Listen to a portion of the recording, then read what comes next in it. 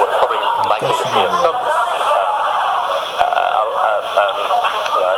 a minority of energy coming out of galaxies that ALMA can detect, but we'll be able to detect them still with extremely high sensitivity.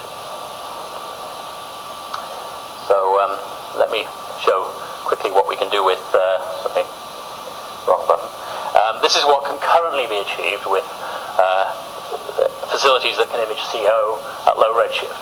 You can provide images which match in quality, dynamic range and sensitivity, what can be done with CO in red, what can be done with H-alpha in green, and what can be seen in the radio continuum and the optical continuum in blue.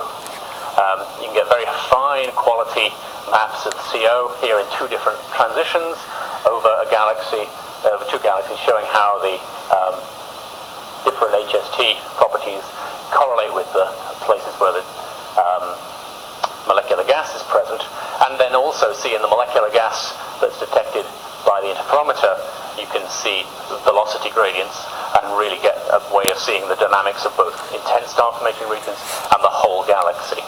Now, this takes, at the moment, many hours of integration, but the impression to leave from ALMA is this can be done at high redshifts with this comparable resolution covering an arc second or two across in a matter of hours.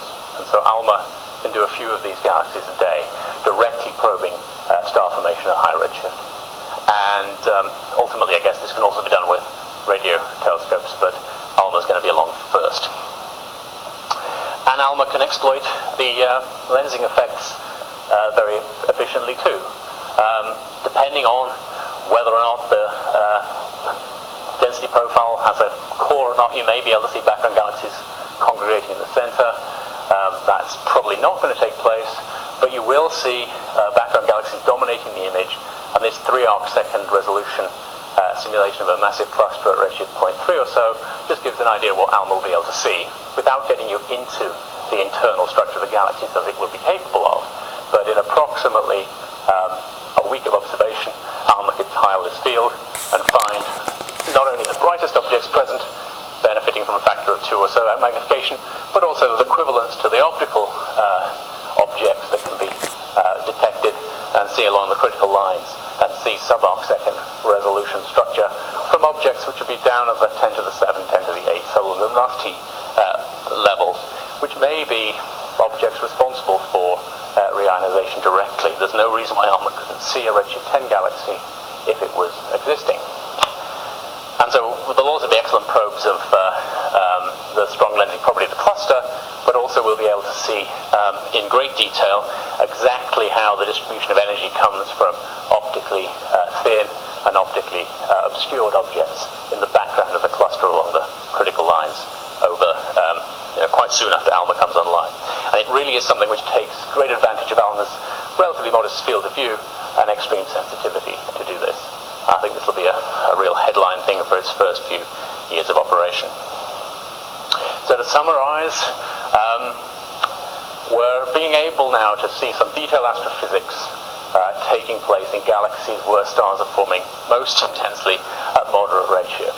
But we can only really see the brightest examples. IFU spectroscopy of many lenses isn't really favored by the current geometry, but we can get down to see ordinary galaxies. There's a poster outside which shows this directly in a Gemini spectrum of a moderate redshift galaxy in a cluster field. But ALMA will be able to give us the capability to image the regions inside those galaxies where stars are forming most intensely and where black holes are fueling most intensely at redshifts of 2 or so and well beyond. And we can also use ALMA to look at images which give spectroscopic detail directly from the local universe out to far, potentially beyond reionization, since there is no problem with Lyman alpha absorption along the line of sight to a far infrared source. So we'll be able to see a lot more about dynamical masses, pinpoint the active regions, and alongside, actually, we also have the prospect to combine the forthcoming Planck Surveyor CMB map with its associated point source catalogue to provide a new class kind of project where ALMA will be able to image the bright sources found in the Planck Surveyor catalogue, of which a certain fraction will be lensed. And also that becomes even easier with ALMA because the foreground lenses are comparatively dark by comparison. I guess not with class, but with optical surveys. Right.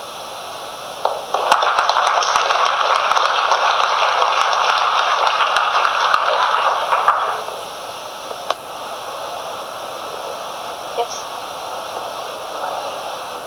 Just a comment, I forgot to mention it, but one of the reasons why we picked the Hubble ultra deep field where it is that the Chandra deep field south area is close to the zenith of ALMA, and so ideally should be optimal for follow-up observations. Yeah, that sounds great to do that.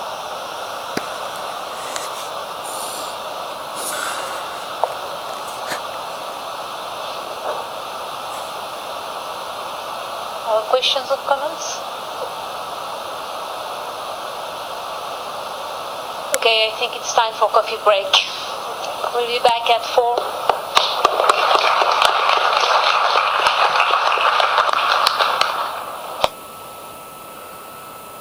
Okay. So I was given a brief to describe the multi-wavelength properties and kinematics of lens galaxies, which is a pretty tall order, given that we don't have a tremendously large number of them with this kind of detailed observation yet.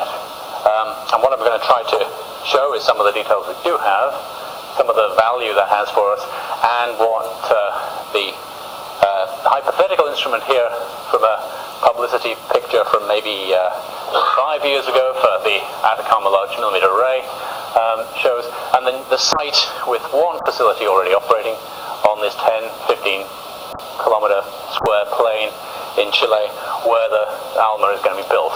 And we'll be able to provide these things for us in great abundance, and there'll be beautiful pictures of high redshift galaxies and some of the same quality information that people were talking about earlier in the week from low redshift samples.